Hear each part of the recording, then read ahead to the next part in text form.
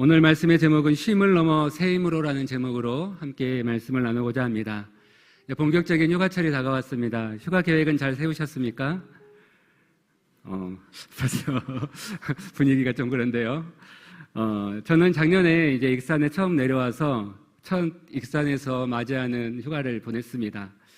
이제 저의 어떤 결정권을 통해서 익산까지 내려오다 보니까 우리 딸들한테 너무 미안해서 작년 휴가는 너희가 하고 싶은 대로 해라 했더니 우리 서울 가고 싶다. 서울 가서 친구들 만나고 좀 놀고 싶다. 그래서 딸들이 원하는 방향으로 서울을 택했습니다. 그래서 파주에 계시는 장모님 댁에 거주하면서 서울을 와가면서 이렇게 휴가를 보내었었는데요. 남는 것은 운전하는 기억밖에 없습니다. 딸들이 원하면 드라이브해서 데려다주고 또 데려오고 어찌 보면 우리에게도 각자에게 휴가 어떻게 보면 기대하는 마음이 있고 또 바라는 것들이 있을 것입니다. 그러나 우리가 잘 되돌아보면 휴가를 다녀오면 어때야 됩니까? 쉼이 있고 이제 힘이 생기고 이제 어떠한 또 도전이 생기고 이런 어떤 새로운 마음들이 생겨야 되는데 갔다 오면 가장 먼저 하는 게 뭐죠? 짐을 풀면서 피곤하다, 쉬고 싶다. 분명히 휴가를 갔다 왔는데 쉬러 갔다 왔는데 우리에게는 여전히 피곤함이 있다는 것이죠. 세상은 쉼을 주겠다라고 말하지만 진정한 안식을 주지 못하기 때문인 것 같습니다. 맛있는 음식도 또 아름다운 풍경도 우리가 긴 휴가 가운데 만나는 모든 만남과 또 그 기분 좋은 시간들도 우리에게도 좋은 에너지를 가져다 주긴 하지만 영혼 깊은 우리의 갈증과 또 우리가 해결하지 못하는 그 피곤함까지는 해결하지 못하는 것 같습니다. 왜 그렇습니까? 에덴에 있었을 때의 아담과 하와는 하나님의 그 안식 가운데 부족함 없는 하나님의 쉼과 은혜를 누렸죠. 하지만 죄로 말미암아 수고가 또 두려움과 또 불안함과 죽음이 우리의 인생 가운데 찾아옴으로 인하여서 우리 인간의 문제는 체력의 부족함이 아니라 바로 하나님과 단절된 그 영혼의 갈급함과 그 피폐함이 결국은 우리에게 피곤함과 또 해결할 수 없는 그 갈증으로 다가오게 되어지는 것이죠. 그러므로 말미암아 우리는 쉼이 있어도 쉼으로 말미암아 그 쉼을 딛고 나아가는 새로운 힘을 우리는 이 세상 가운데는 공급받지 못하는 것 같습니다. 그래서 예수님은 말씀하셨죠. 수고하고 무거운 짐진자들아 다 내게로 오라. 내가 너희를 쉬게 하리라. 사랑하는 성도 여러분, 참된 쉼은 무엇일까요? 장소가 아닙니다. 좋은 나라, 평안한 곳에서 우리가 즐기는 쉼이 아니라 바로 하나님에서 누리는 그 안식만이 우리에게 영원한 쉼과 또 새 힘으로 나아가는 길이 되어주는 줄 믿습니다. 그렇기에 성도에게는 육신의 충전만이 아니라 무엇이 필요할까요? 영혼의 충전함도 필요합니다. 자동차에 기름이 떨어지면 멈추듯이 우리의 영혼 속에 하나님의 은혜가 고갈되고 그 은혜가 식어져 버리면 우리의 신앙도 힘을 잃게 되기 때문입니다. 우리가 잘 아는 엘리야의 사건을 기억합니다. 갈멜산 전투를 통해서 이 엘리야는 하나님의 불을 보았습니다. 하나님의 기적을 경험했죠. 하나님이 함께 하시고 계시는 그 믿음의 현장 가운데 그는 있었습니다. 하지만 이세벨 왕비의 한마디에 그는 한순간에 어떻게 바뀝니까? 도망자 신세가 되어지죠. 로뎀나무 아래에서 내가 차라리 죽는 게 낫겠다라고 하나님 앞에 한탄의 소리를 내뱉습니다. 왜 그랬을까요? 그동안 사역의 긴장감과 또 영적 전쟁 속에서 쉼없이 달려왔기 때문입니다. 하나님은 그런 엘리야를 책망하지 아니하십니다.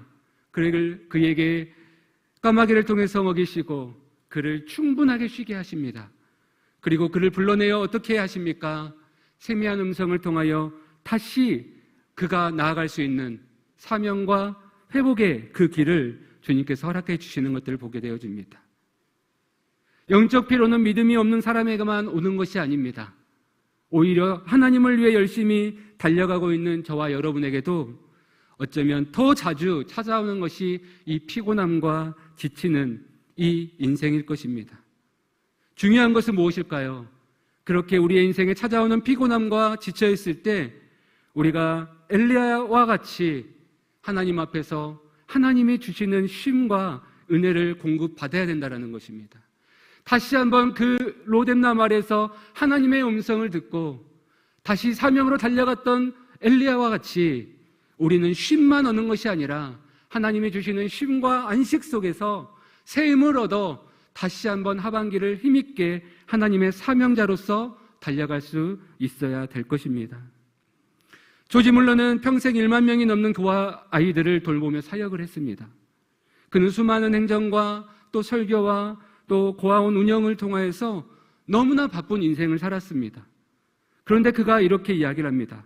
오늘은 할 일이 너무 많기 때문에 평소보다 더 오래 기도해야 되겠다. 그는 하루를 시작하기 전에 먼저 하나님과 교제를 가장 우선순위로 두었습니다. 자신의 일기에 말씀과 묵상과 기도를 통해 영혼이 먼저 하나님께 힘을 얻는 것이 하루의 사역을 감당할 수 있는 비결이라고 그는 적기도 하였습니다. 우리는 바쁘면 어떻게 합니까? 오늘은 좀 기도 좀 쉬어야 되겠다. 기도를 줄입니다. 우리의 신앙의 패턴을 줄이죠. 내 삶의 패턴에 맞춰가려고 합니다. 하지만 조지 물러는 바쁠수록 기도했습니다. 더 영적으로 하나님과 교통하고 교제했습니다. 왜 그렇습니까? 그는 사역의 능력이 자신의 열심이 아니라 바로 하나님과 연결됨에서 나온다라고 하는 그 사실을 알았기 때문입니다.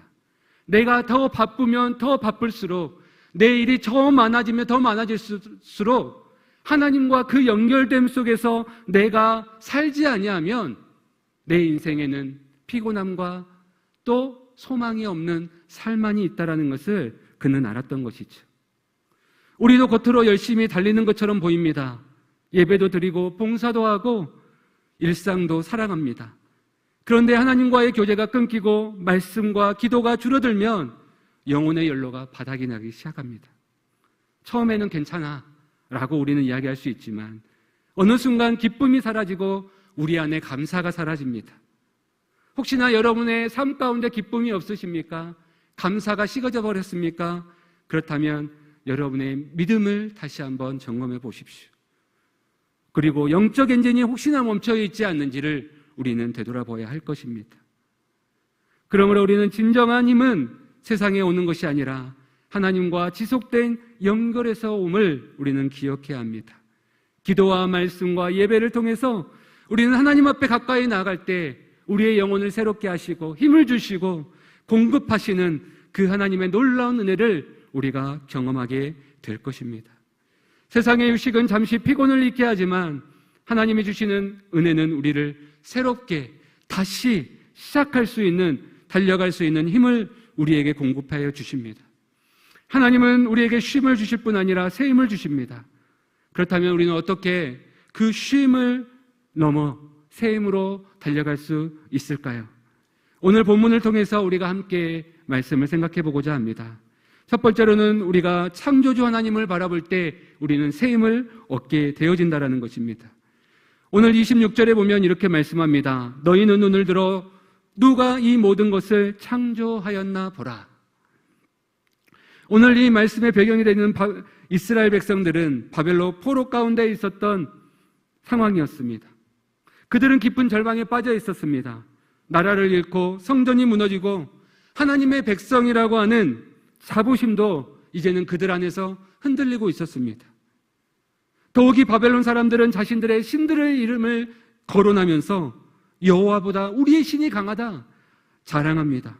그리고 그 신으로 인하여서 우리가 승리했다라고 그들은 자부합니다.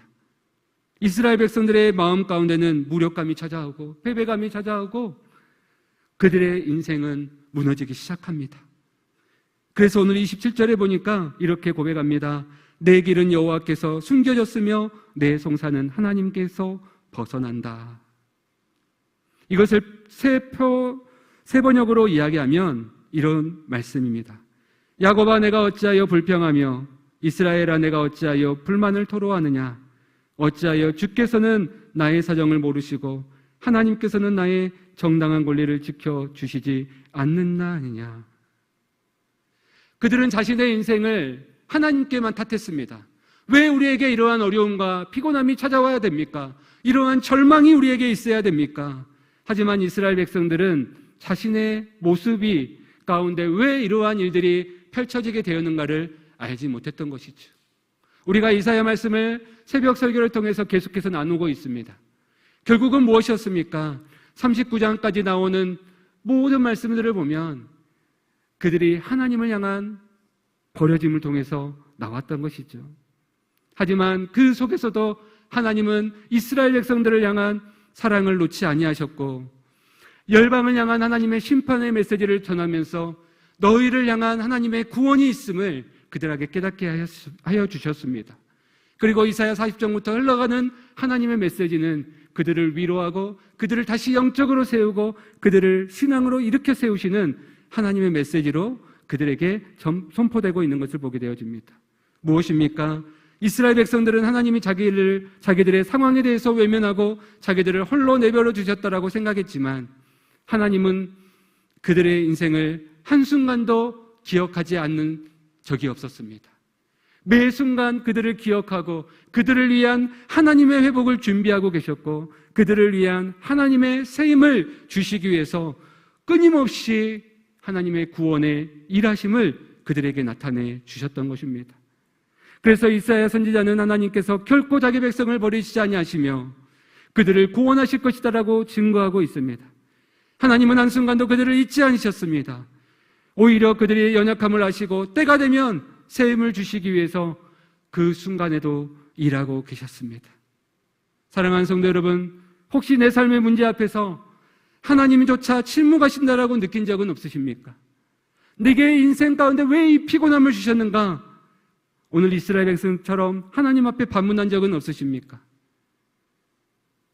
그럴 때일수록 우리가 기억해야 될 것은 더욱 하나님을 앙망할 때임을 우리가 기억했으면 좋겠습니다. 그의 백성은 땅을 쳐다보면 좌절할 것이 아니라 하나님의 백성은 여호와를 앙망하며 우리는 새 힘을 얻고 달려가야 되기 때문입니다. 그래야 할 때 당면한 고난을 극복할 수 있고 하나님의 전적인 구원을 우리가 맛볼 수 있기 때문인 것입니다.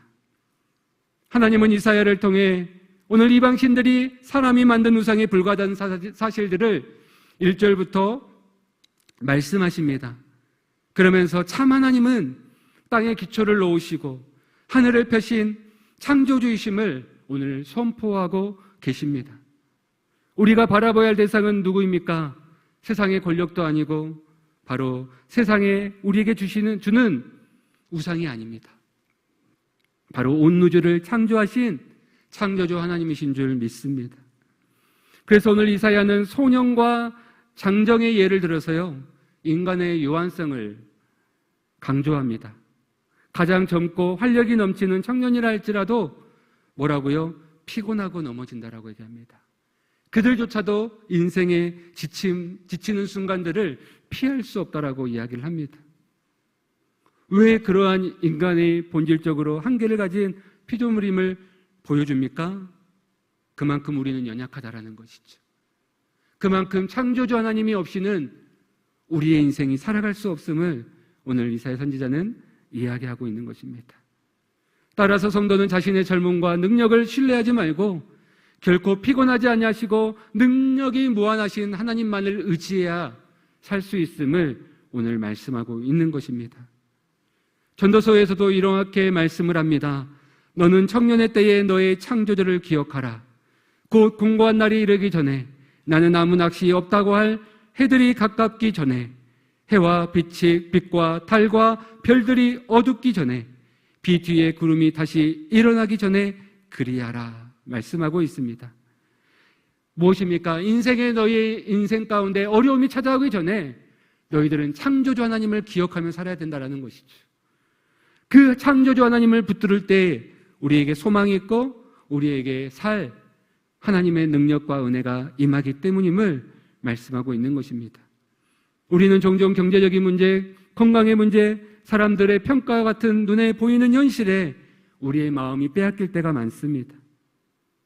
하지만 하나님을 대적하는 세상의 권세와 이방 민족들은 결국 어떻게 되어집니까? 오늘 본문의 24절의 말씀에 보면 해오리 바람가에 날리는 초계처럼 그들은 사라질 것이다 라고 말씀합니다. 바람에 날리는 겨와 같이 그들의 인생은 무성한 것 같고 무너지지 않을 것 같지만 한순간에 하나님의 그 심판 앞에서 사라질 존재들이라는 것입니다. 하지만 하나님은 어떻습니까? 오늘 영원한 창조주시고 그 역사를 주관하시며 다스리시는 분이시라고 말씀을 하죠. 그러므로 성도는 문제와 환경을 바라보는 것이 아니라 온전히 하나님을 바라보고 우리의 시선을 하나님께 두어야 할 것입니다. 그러할 때 우리는 피곤하지 아니하며 곤비하지 아니하며 하나님으로 말미암아 우리에게 주시는 하나님의 능력을 경험하게 될 줄 믿습니다. 이스라엘 백성들은 삶을 오늘 이사야 선지자는 두 단어로 이야기를 합니다. 무엇입니까? 피곤함, 무능함입니다. 그들은 피곤하고 지쳐서 더 이상 승리를 기대할 수 없었고 모든 면에서 능력을 발휘할 수 없는 극한의 상황 속에서 그들은 놓여 있었습니다. 하지만 오늘 성경은 뭐라고 얘기합니까? 피곤한 자에게 능력을 주시겠다라고 말씀합니다. 무능한 자에게 힘을 더하여 주시겠다라고 말씀합니다. 여기서 주신다라고 하는 이 단어가 갖는 의미는요, 한 번 주시고 끝나는 것이 아닙니다.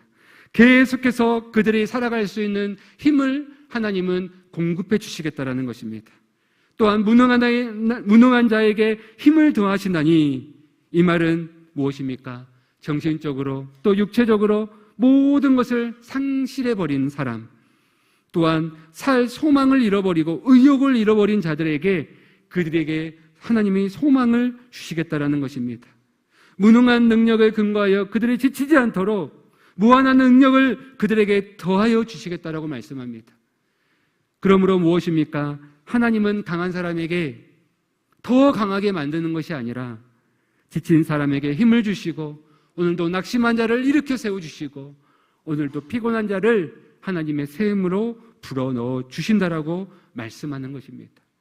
사랑하는 성도 여러분, 오늘 우리가 얻어야 될 것이 무엇입니까? 우리가 쉼을 누려야 될 것이 어디입니까? 바로 창조주 하나님인 줄 믿습니다. 그 하나님 안에서 영원한 쉼을 주시고 피곤한 자를 우리의 피곤함을 피곤치 아니하도록 곤비하지 않도록 우리에게 날마다 새 힘을 허락하시는 그 하나님의 능력을 경험하는 우리 모든 믿음의 성도들이 될 수 있기를 바랍니다. 그렇다면 새 힘은 무엇일까요? 새 힘은 바로 하나님을 앙망하는 자에게 허락해 주신다라고 말씀합니다. 오늘 성경은 뭐라고 이야기합니까? 오직 여호와를 앙망하는 자가 새 힘을 얻는다라고 말씀합니다. 앙망한다라는 이 말은 단순히 기다린다 이 뜻이 아닙니다. 하나님을 신뢰하고 바라보고 기대함으로 의지하는 것을 이야기합니다. 중요한 것은요, 기대한다라는 거예요. 지금 내 상황과 환경은 너무나 피곤함에 쩌들려 있지만 지금 내 상황은 어떤 피할 길을 찾아볼 수 없지만 하나님을 의지한다라는 것은 결국 뭡니까? 그 속에서도 하나님을 앙망한다라는 것은 하나님 안에서 이루어 가실 그 하나님을 소망하고 바라보고 기대한다라는 것입니다.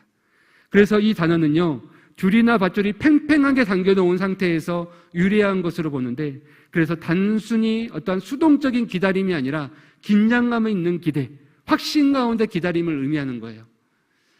제가 시골에서 자랐기 때문에 저도 이제 버스를 타고 학교를 다녔습니다.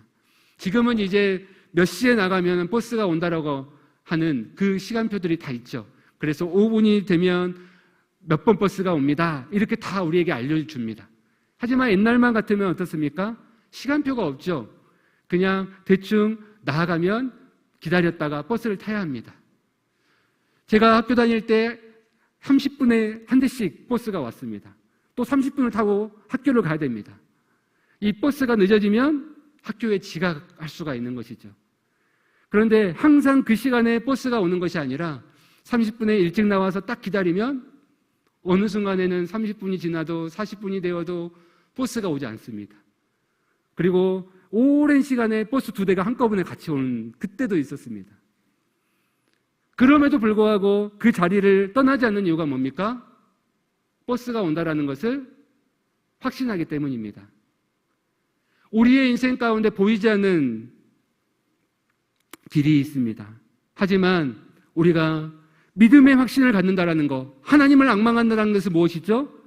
단순히 그냥 가만히 있는 것이 아니라 믿음으로 하나님께 자신을 묶어두고 하나님이 이루실 것들을 기대하고 소망하면서 오늘도 하루도 설렘 가운데 살아가는 것입니다. 피곤할 겨를이 없는 것입니다. 오늘 내 인생에 아무리 많은 일들이 있어도 하나님이 이루실 것들을 기대하고 소망하면서 그 하루를 설레감으로 기다림을 통해서 우리가 살아가는 것이죠. 하지만 사람들은 어떻게 생각합니까? 환경이 바뀌기만을 기다립니다. 문제가 해결되면 내가 힘이 날 텐데, 형편이 좋아지면 내가 좀 기뻐할 수 있을 것 같은데, 하나님은 환경보다 먼저 하나님 자신을 바라보라고 우리에게 말씀하십니다. 앙망하는 자의 삶은요, 단 자신의 무력함과 한계를 인정하고 하나님만이 자신의 진정한 의지할 부지심을 기억하고 하나님께 도움을 구하는 자들이 삶인 것이죠. 그렇게 살아가는 자는 하나님의 권능에 힘을 얻고 이 땅에서 더욱 능력 있게 살아갈 수 있게 되어지는 것입니다. 마라톤 선수들이 가장 힘들어하는 구간이 있다고 합니다. 그것은요, 결승전이 보이지 않는 구간입니다.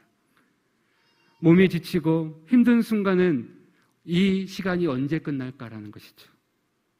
하지만 포기하고 싶은 마음이 가장 크게 찾아오는 그 순간을 지나다 보면 그들에게 소망이 되는, 정말 그들에게 힘이 나는 시간이 찾아옵니다. 무엇일까요? 바로 결승전이 눈에 들어오면 신기한 일이 일어납니다. 이미 다리도 무겁고 숨도 차고 이제 달릴 힘도 없습니다. 그런데요, 속도가 붙기 시작합니다. 어떤 선수는 마지막 100m를 처음보다 더 빨리 힘있게 달려갑니다. 왜 그렇습니까? 목적지가 바로 자신 앞에 있기 때문입니다. 신앙도 마찬가지입니다. 우리의 삶에도 광야의 시간이 있습니다. 기도 응답이 보이지 않은 것 같고 문제가 언제 끝날지 기미도 보이지 않을 때 우리는 낙심하게 되어집니다. 그러나 하나님께서 예비하신 목적지, 하나님께서 우리에게 약속하신 그 소망의 말씀을 우리가 바라보면 다시 일어설 힘을 얻게 될 수 있습니다. 영적 피로는 단순히 일이 많아서 오는 것만은 아닙니다. 영적 피로는 하나님을 바라보는 우리의 시선이, 우리의 믿음이 흔들리기 때문입니다. 그러므로 말씀과 기도에 멀어질 때 영혼은 방향을 잃을 수밖에 없는 것이죠. 다윗은 광야에서 쫓겨나 다니는 중에도 하나님만을 바라보았습니다. 그래서 시편 62편에 어떻게 고백합니까? 내 영혼아 잠잠히 하나님만 바라라.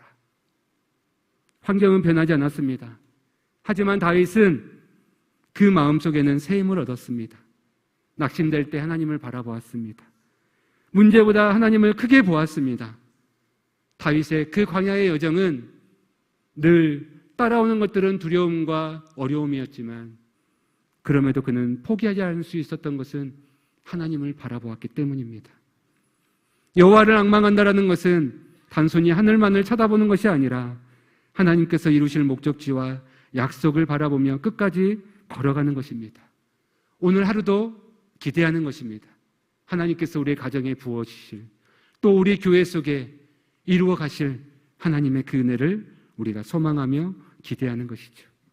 새 힘은 더 많은 일을 해서 얻는 것이 아니라, 그러므로 우리 안에 일어나는 새 힘은 하나님을 다시 바라볼 때 얻게 되어지는 것입니다. 영적 피로의 해결은 쉼 자체가 아니라 하나님 안에서 오늘도 함께 주님과 살아가는 것입니다. 그러할 때 우리에게 허락하시는 하나님의 새 힘이 우리 안에 함께하여 주실 줄 믿습니다. 세 번째로 쉼을 넘어 새로운 힘을 주십니다. 이 땅의 즐거움은 우리에게 잠깐의 쉼을 줄 수 있습니다. 하지만 다시 새롭게 나아갈 수 있는 힘은 우리에게 주지 못하는 것 같아요. 하지만 하나님이 주시는 우리의 영적인 쉼은 무엇입니까? 우리의 피로를 씻어주실 뿐 아니라 새롭게 다시 달려갈 수 있는 놀라운 능력을 허락해 주신다는 것입니다. 오늘 성경에 보면 하나님은 새 힘을 얻는 사람을 독수리에 비유하고 있습니다. 그래서 오늘 이렇게 말씀하죠. 독수리가 날개치며 올라감 같을 것이요. 그런데 원문에 보면요, 치며라고 하는 이 단어는 기록되어 있지 않습니다. 독수리는 참 높이 나는 새입니다. 그런데 독수리가 높이 나는 이유는 날개를 달 새보다 더 많이 퍼덕이기 때문이 아닙니다.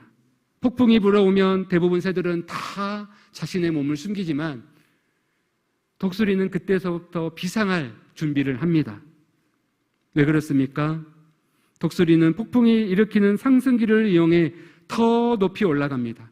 힘껏 날개짓하기보다 바람을 타고 비상을 합니다.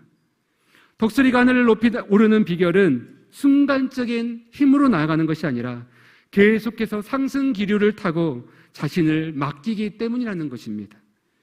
그러므로 본문은 여호와를 앙망하는 자들은 날개를 파닥거리는 것이 아니라 독수리들이 하늘의 거대한 길을 이용해 날개를 활짝 펴는 것처럼 오늘 믿음의 사람은 바로 우리의 인생을 하나님의 품에 활짝 펴 하나님이 우리에게 허락하시는 그 은혜 아래, 하나님이 우리에게 허락하시는 그 사명 아래 주님께 우리의 삶을 맡겨드릴 때 우리의 인생은 그렇게 독수리와 같이 성령의 바람을 타 올라갈 수 있다라는 것을 우리에게 말씀하고 있는 것입니다.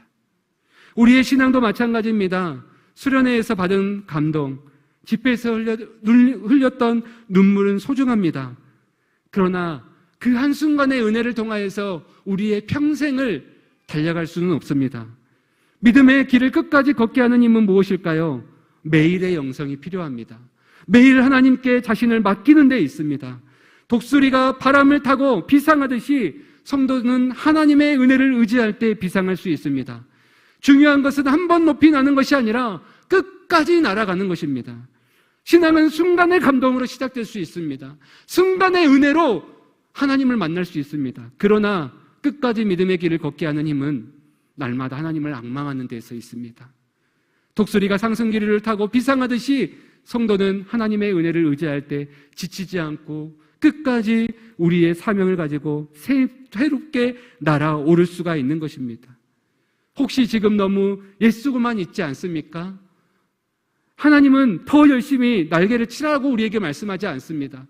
더 해야 돼, 더 열심히 해야 돼 라고 얘기하지 않습니다. 뭐라고 얘기하실까요? 나에게 맡겨. 나를 바라봐. 하나님이 우리에게 준비해 놓으신 성령의 은혜를 타 오르기를 주님은 원하신다라는 것입니다. 그래서 사도 바울은 이렇게 고백을 하잖아요. 내게 능력 주시는 자 안에서 내가 모든 것을 할 수 있느니라. 내가 하는 것이 아니라 하나님의 그 은혜 가운데 나의 삶을 맡겼더니 그 고난과 그 핍박과 그 어려움 속에서도 그 죽음을 두려워하지 아니하고 사도 바울은 자신의 그 사명을 감당하며 날아올 수가 있었던 것이죠. 독수리가 바람을 이용하듯 성도는 하나님의 은혜를 의지하여 성령의 바람에 올라타야 합니다. 혹시 서핑을 좋아하시는 분 있으십니까? 서핑을 하는 사람들은 압니다. 서핑을 잘 타기 위해서는 바다를 향하여서 파도와 싸우는 것이 아닙니다. 아무리 힘이 세도 파도를 이길 수 없기 때문인 것이죠. 그들은 파도를 기다립니다. 그리고 파도가 올 때 그 흐름에 자신의 몸을 맡겨서 그 서핑보드 위에 올라타면 어떻게 되어집니까? 그 파도가 가는 방향으로 자신의 몸을 움직일 수가 있는 것입니다. 파도를 거르는 사람은 지치지만요, 파도를 타는 사람은 멀리 갈 수 있습니다. 신앙도 마찬가지입니다. 많은 사람이 자신의 힘으로 살아가려 합니다. 계획을 세우고 노력을 하고 의지를 다집니다. 하반기에는 내가 좀 더 열심히 해야지. 혹시 이러한 마음으로 계획하시는 분이 있으십니까? 하지만 우리의 인간의 한계는 정해져 있습니다. 힘이 빠지고 한순간 지치고 또 낙심하게 되어질 것입니다. 왜일까요? 하나님의 능력이 아닌 자신의 힘으로는 우리가 노를 저어도 앞으로 갈 수 없기 때문입니다. 예수님은 제자들에게 말씀하셨습니다. 오직 성령이 너희에게 임하시면 너희가 권능을 받고, 초대교회는 성령의 바람과 성령의 파도 위에 올라탔던 것입니다. 자신의 능력으로 복음을 전한 것이 아니라 성령께서 이끄시는 대로 자신을 맡겨드리며 순종했을 때 그 가운데에 그 현장 속에서 복음의 역사가 일어났던 것이죠. 이번 태국 선교 가운데도 그러한 하나님의 놀라운 은혜가 있을 줄 믿습니다. 그 선교팀들이 하는 것이 아니라 성령님께서 그 가운데에 예배해 주시고 그들의 사역을 통하여 하나님의 성령이 그들을 인도해 가실 줄 믿습니다. 그러므로 우리는 무엇을 바라봐야 됩니까? 주님을 바라볼 때 끝까지 걸어가는 믿음을 우리에게 허락해 주신다는 것입니다. 다른 박질하여도 곤비하지 않겠고 걸어가도 피곤하지 아니하리라. 무하나님을 가진 사람은 아무리 오래 달려도 지치지 않는 것처럼 여호와를 앙망하는 자들은 아무리 분주하고 힘든 삶을 산다 해도 하나님 안에서 집중력을 잃지 않습니다. 강건함을 잃지 않습니다. 왜 그렇습니까? 우리의 인생의 여정에 하나님이 주시는 힘이 있기 때문인 것입니다. 하나님의 능력과 돌보심을 받는다는 것이 고난이 제거되거나 사명의 면제를 의미하는 것은 아닙니다. 이제는 너에게 고난이 없을 거야. 너에게 사명이 없을 거야. 쉬어도 돼. 편하게 쉬어. 이 말이 아닙니다. 다른 박질하여도 걸어가도 우리는 오늘 또 걸어가야 됩니다. 달려가야 됩니다. 우리의 사명을 멈추지 말아야 됩니다. 그런데 주님은 뭐라고 얘기하십니까? 그러한 우리의 인생 가운데 하나님이 곤비하지 않게 하겠다라는 것입니다. 더 이상 피곤하지 않는 힘을 주시겠다라고 말씀합니다. 이 말은 결국은 무엇을 얘기합니까? 하나님의 돌보심과 붙드심이 있기에 우리는 지치지 않고 실족함이 없이 끝까지 그 사명을 완주할 수 있게 하시겠다라는 것이죠. 하나님은 어제나 오늘이나 영원토록 동일하신 분이시고 영원한 능력과 신실한 은혜로 오늘 당신의 백성들에게 꼭 필요한 은혜와 꼭 필요한 축복을 공급해 주시는 줄 믿습니다. 그러므로 오늘 또 우리가 그 하나님의 은혜 가운데에서 우리가 달려갈 수 있는 것입니다. 우리가 달려가는 그 삶 속에 피곤하지 않을 수 있는 것입니다. 왜요? 신앙은 특별한 순간보다 평범한 날들의 연속입니다. 매일 말씀을 읽고 매일 기도하고 매일 예배하고 순종하는 삶을 살아갈 때 우리는 이 힘을 잃지 않게 되어진다는 것이죠. 우리 신앙 강좌 간증문들을 제가 읽으면서 느꼈던 것이 있었습니다. 그것은 뭐냐면 딱 하나입니다. 처음 시작할 때는 다 쉽게 시작하신 분이 없더라고요. 다 누군가의 권유로 또 어떻게 해서든지 해서 시작하게 되었습니다. 그런데 하루가 지나고 이틀이 지나고 그 순간들 과제들을 해오면서 또 그 시간들을 보내오면서 결국 그들이 하는 이야기는 무엇이냐면 매일매일의 그 은혜가 자신들을 살게 하고 힘있게 하고 자신들의 잃어버렸던 그 은혜를 새롭게 했다라는 것을 고백하더라고요. 여러분, 우리가 하나님 앞에 매일매일의 삶으로 매일의 영성으로 주님 앞에 달려갈 수 있었으면 좋겠습니다. 그럴 때 우리에게 주시는 하나님의 은혜를 타고 우리는 독수리와 같이 파도를 타고 하나님께로 더욱더 힘있게 달려가는 새 힘으로 달려갈 줄 믿습니다. 말씀을 정리합니다. 우리 모두는 지칩니다.